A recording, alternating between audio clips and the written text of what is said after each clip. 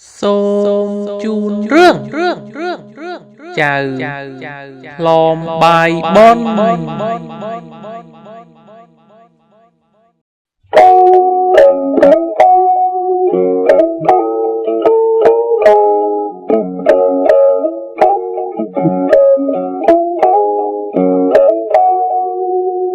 caoពីយូរលងណាស់មកហើយមានរឿងមួយបានដំណើរថាមានឧបាសកម្នាក់រស់នៅក្នុងជនបទមួយគិតចង់បំពោះកូនរបស់គាត់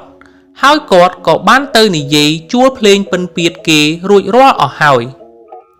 លុះដល់ថ្ងៃចូលរោងប្រជុំញាតិមិត្តពុទ្ធបរិស័ទ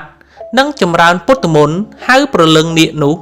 ពួកអ្នកភ្លេងក៏បានយកគ្រឿងភ្លេងចូលមកព្រមគ្នាទាំងអស់ខ្វះតែអ្នកវាយគងមិនបានមកព្រោះគេមានធុរៈត្រូវប្រពន្ធឆ្លងទន្លេនៅឯផ្ទះឯអ្នកដើមបុណ្យនិងញាតិមិត្តទាំងឡាយក៏ពិគ្រោះគ្នារកជួមនុស្សដែលចេះវាយគងយកមកជំនួសឲ្យបានប៉ុន្តែពួកគេរកអ្នកជួសមិនបានសោះពេលនោះពួកគេគ្រប់គ្នាមិនសប្បាយចិត្តសោះម្នាក់អង្គុយមុខឲ្យស្អុយប៉ែព្រោះថាកម្មវិធីជិតចាប់ផ្ដើមទៅហើយគ្រាមួយនោះមានបុរសម្នាក់មានឈ្មោះមិនប្រកបគេសន្មតហៅថាចៅផ្លំបាយបុណ្យចៅនោះដើរមកដល់ឃើញរោងបុណ្យក៏ចូលទៅសួរនាំគប់គួរព្រោះចង់បានបាយចំណីបារីស្លាបរិភោគពេលដែលអ្នករោងប្រាប់ថាម្ចាស់រោងបុណ្យកំពុងធ្វើបុណ្យបំពោះនាគហើយខ្វះអ្នកចេះវាយគងនោះចៅផ្លំបាយបុណ្យក៏បានអួតថាខ្លួនចេះវាយគងគ្មានអ្វីពិបាកទេប៉ុណ្ណឹងនោះហើយប្រាប់ម្ចាស់ដើមបុណ្យថាខ្ញុំសូមយកកម្លាំងចូលចាប់កុសលផងត្រង់ប្រាក់ឈ្នួលនោះខ្ញុំមិនយកទេសូមតែបាយចំណីបរិភោគមួយឆ្អែតបានហើយឯម្ចាស់ដើមបុណ្យនិងញាតិមិត្តទាំងអស់នោះពេលបានឮចៅផ្លងបាយបុណ្យនិយាយដូច្នោះមានអារម្មណ៍ត្រេកអរពេញចិត្តខ្លាំងណាស់ទើបរៀបចំបាយចំណីស្លាបារីឲ្យចៅនោះបរិភោគដោយក្តីរាប់អានពួកគេសង្ឃឹមថានឹងរកបានអ្នកវាយគងមកជំនួសបុរសនោះហើយកម្មវិធីរបស់ពួកគេក៏ដំណើរការដោយរលូនដែរលុះដល់ចៅផ្លំបាយបុណ្យបរិភោគបាយរួចអ្នកដើមបុណ្យក៏បានទៅអញ្ជើញចៅនោះឲ្យចូលទៅកន្លែងវង់ភ្លេងតែចៅនោះបែរជានិយាយប្រាប់ថាខ្ញុំបាទចេះវាយតែគងធំតែប៉ុណ្ណោះឬសូមូងនោះទេចំណែកគងវងផ្លែតូចនេះខ្ញុំមិនចេះវាយទេអ្នកគ្រប់គ្នានៅក្នុងវងនោះឃើញដូច្នោះនាំគ្នាហួសចិត្តខ្លះក៏អស់សំណោចខ្លះខឹងលួចជេរប្រតិចផ្ដាសាចៅផ្លំបាយបុណ្យនោះពេលដឹងថាចៅផ្លំបាយបុណ្យនោះមកឆោបោកដើម្បីយកបាយបរិភោគចំអែតក្រពះព្រោះបើនិយាយទៅអ្នកណាក៏ចេះវាយគងធំឬសូមូងនោះដែរសូម្បីតែកូនក្មេងក៏វាចេះវាយដែរអ្នកម្ចាស់ដើមបុណ្យហួសចិត្តខុសគំនិតខ្លួនឯងដែលមិនបានសួរចៅផ្លំបាយបុណ្យឲ្យអស់សេចក្តីទើបគេអាចគេចប្រែសម្ដីដូច្នោះបានគាត់ខឹងយ៉ាងខ្លាំងតែក៏មិនអាចធ្វើអ្វីចៅផ្លំបាយបុណ្យបាននោះដែរឯចៅផ្លំបាយបុណ្យបានត្រឹមដើរគេចចេញពីពិធីនោះយ៉ាងលឿនទាំងមានក្តីអៀនខ្មាស់ព្រោះដឹងថាខ្លួនប្រើវិធីបោកប្រាស់យកបាយរបស់គេបរិភោគ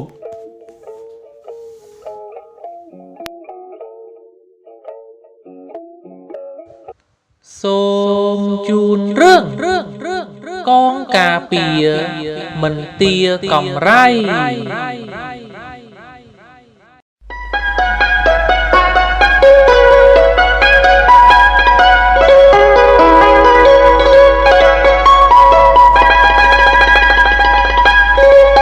ពីយូរលងណាស់មកហើយមានរឿងមួយបានដំណើរថានៅក្នុងភូមិដ៏សុខសាន្តមួយមានសួនច្បារសួនបន្លែនានាជាច្រើនហើយនៅទីនោះតែងតែមានកង្កែបហ៊ីងកង្កែបអាចគោកញ្ចាញ់ចេកគីងគក់ទាំងវងរស់នៅពួកសត្វទាំងអស់នោះរស់នៅក្នុងវាលស្រែផងក្នុងសួនបន្លែទាំងអស់ផងនៅក្នុងរដូវវស្សាពេលគោចូលក្រោមម្ដងក្អាត់ទាំងឡាយយំកងរំពងហាក់ដូចជាប្រាប់ថារាត្រីកាលនឹងចូលមកដល់ហើយប្រជាជននៅក្នុងភូមិប្រកបរបរធ្វើស្រែចម្ការក៏ដូចជាធ្វើកសិកម្ម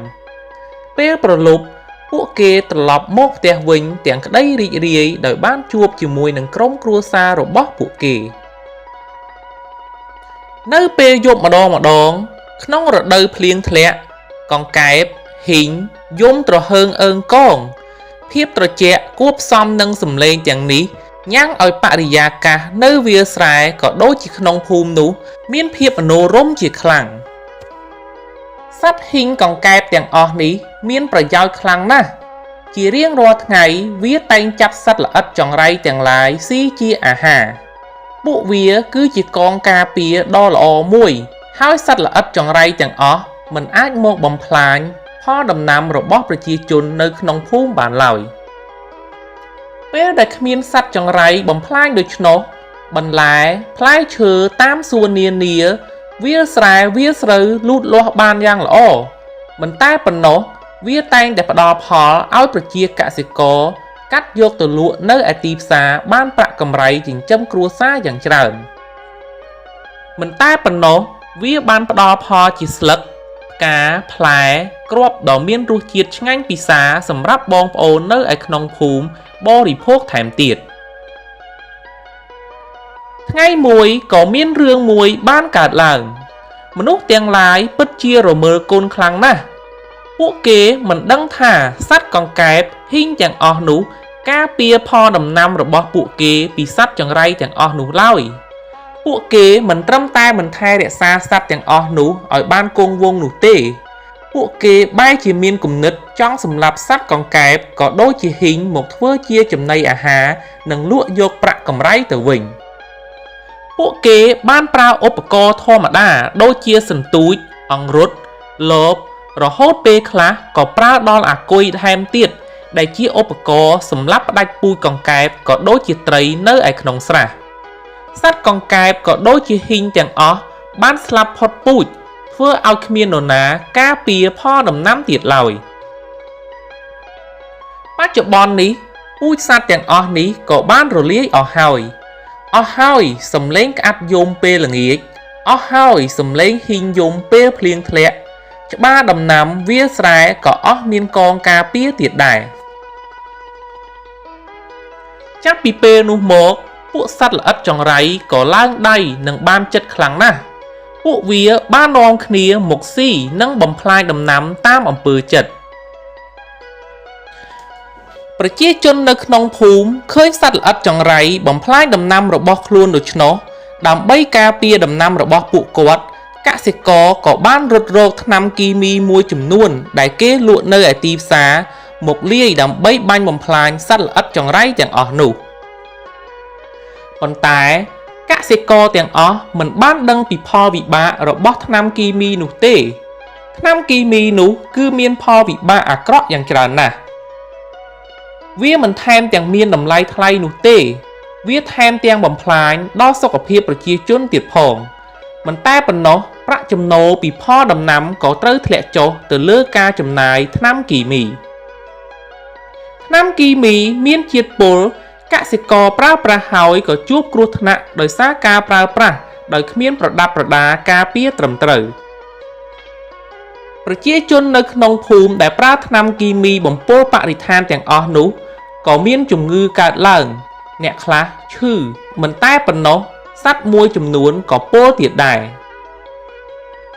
នេះហើយគឺជាភាពល្ងង់ខ្លៅរបស់កសិករទាំងអស់ដែលបានបំផ្លាញកងការពារដែលពុំបានទាកម្រៃទាំងអស់ដូចជាកង្កែបគីង្គក់ហ៊ីងកញ្ចាញ់ចេកនិងសត្វផ្សេងទៀតការជ្រើសរើសយកថ្នាំគីមីធ្វើឲ្យពួកគេខាតបង់ប្រាក់កាសនិងបាត់បង់សុខភាពថែមទៀតតាំងពីថ្ងៃនោះមកកសិករក៏កាត់បន្ថយការប្រើប្រាស់ថ្នាំគីមីហើយក៏ឈប់ចាប់បំផ្លាញនៅពួកកងការពារដូចជាកង្កែបហ៊ីងដែលមានប្រភពថ្មីមកពីតំបន់ផ្សេងជាដើមនៅក្នុងស្រុកភូមិមានសុខភាពល្អនិងមានភាពល្អប្រសើរឡើងវិញហើយពួកគេរស់នៅដោយទទួលបានផលកម្រៃជាច្រើនពួកគេចាត់ទុកកងការពារគីង្គក់ហ៊ីងកង្កែបជាអ្នកការពារដំណាំរបស់ពួកគេគឺជាកងការពារដ៏ល្អប្រសើរដែលមិនទារកម្រៃមួយសេនសោះ